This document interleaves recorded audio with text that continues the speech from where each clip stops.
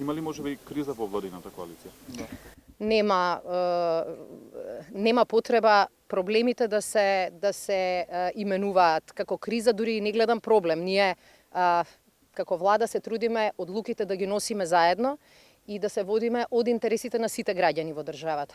Минатата година, кога го предложивме законот за употреба на јазиците, уште тогаш владата дебатираше и донесе одлука дека законот го праќа во собрание, а штом ќе биде усвоен во собрание, веднаш и законот и две одредби околу кои имавме дилеми, ќе ги пратиме до Венецијанска комисија.